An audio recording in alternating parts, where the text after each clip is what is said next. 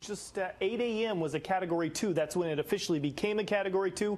By 11, already a Category 3. So it's really building strength very quickly. Here you are seeing it run up on the Leeward Islands. A lot of those same islands that were hit when Irma passed through the area. Everything there in the red, that is a hurricane warning. There's the U.S. Virgin Islands. So that is under a hurricane warning as well. This current path is going to be taking it right over all these islands, areas that already saw a lot of damage. And guess what? It's not done strengthening yet. Currently, that Category 3 going to be picking up to a Cat 4. That's when these winds getting already up to 120 miles an hour continue to pick up, running over all the islands, eventually over Puerto Rico. That's taking you into Wednesday and then running to the north. Here's that path. Stays a Category 4 until it gets closer to the eastern side of the Bahamas. That's when you begin to see a turn. This little line right there, that's the path of Irma. You see how that continued off to the west, turned up into Florida. This is going to turn before that. So we're looking at this running, as we said, eventually to the right of the Bahamas or to the east of the Bahamas. Here's all our forecast models, and you do see a pretty wide berth there, but you begin to head up perhaps to the east coast. That's not taking you all the way until Saturday and Sunday. So there's still plenty of time to get a better idea of where this is eventually going to turn, where it's eventually going to head, but we've got a good idea of running over all these islands here in the Caribbean. It's just a very big storm. Hurricane Jose is continuing to spin as well. This begins to look less and less organized. Still a Category 1. Will be falling down to a tropical depression here soon. You see how it's close to the coast. That's on the outer banks of North Carolina. Going to continue to lift up the coast. I think people from the mid-Atlantic all the way up to New England. Choppy seas, perhaps a little bit of rain, definitely some wind gusts here the next couple of days, but this isn't going to be too severe of weather unless you were right on the coast there, John. So things not as bad here, but Maria, that's going to be one we're paying really close attention to here the next couple of days. Staggering is that we have 3 tropical systems, named tropical systems across the Atlantic right now. We're still looking towards Tropical Storm Lee, which we do believe will dissipate before reaching any kind of landfall. Focusing closely on Maria now, but there's also Jose along the east coast of the United States. It's going to bring strong rip tides and rip currents to the coastal areas through the weekend and into early next week, and also the potential for tropical storm force gusts for the Cape Cod region. Now we're just passing peak season for at least the Atlantic hurricane season, and it's no wonder we have 3 storms right now. The ocean waters are very warm. This is Hurricane Jose, 130-kilometer-per-hour sustained winds. There's a lot of shear in the upper levels of the atmosphere, kind of taking off the coldest and tallest cloud tops, the coldest and tallest thunderstorms. So it's actually helping kind of spread the storm out and also suppress its strengthening process. So we don't believe that the storm will make any kind of direct landfall across the United States. But again, nonetheless, we do have the potential for strong gusty winds, at least for the southeastern coastline of New England, and large waves as well that will impact that area.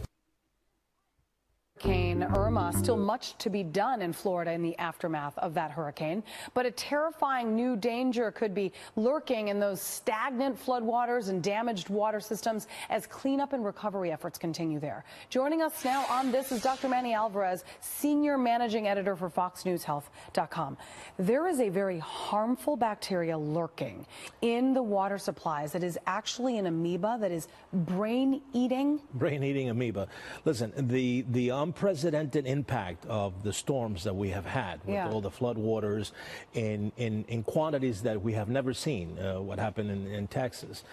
This is going to lead to a lot of stagnant water. This is going to lead to a lot of contamination and a potential health hazard that's going to linger for years. You know, even today, since 2005, we're still seeing cases of contaminated water from Katrina. So you can only well imagine what this is going to create in the next 2 or 3 years. Look, the short term, we have health issues when it comes to stagnant water, which is, the sewer, all the bacteria that typically goes with contaminated water, E. coli, salmonella. You're also going to have a lot of contaminated water because of chemicals. You know, this is water that's gone all over the place. There's a lot of, physical plants that have a lot of chemicals and pesticides that contaminate waters. But what you're talking about is this brain-eating amoeba that's been popping up as of late. There's been 143 cases. In the sense of a disease, it's not a lot, but 143 cases is turning out to be a lot. And the problem is that it's almost 99% fatal. because you get it, you get it from contaminated water. Typically, you get it through your nose. So, let's say if you're swimming in a contaminated lake, in a hot spring, or in any kind of pond that you think is safe, no, it's not, especially down in south where the waters are very, very warm. And once this amoeba, which is a parasite, gets through your nostrils, it goes right into your brain, and then it gives you a disease that, when they take you to the hospital, most doctors don't think of it. They think that you're having a meningitis or an encephalitis, and by the time they make the diagnosis, it's too late because, again, antibiotics are not treatable. Well, when you first heard of this, I was thinking drinking water. So you're saying it goes to your nose, so this is actually water that you're swimming in. Water that you're swimming, I don't want to... water that you might be bathing with. One of the things that we tell people now as people are going back to areas of Florida, let's say if your house has been empty for a long time and you have stagnant water in the pipes that have not been running. Or in your swimming pool. Or in your swimming pool. But again, once the systems, the chlorination begins to take place, then the amoeba issue then becomes more relevant to lakes and ponds and hot springs.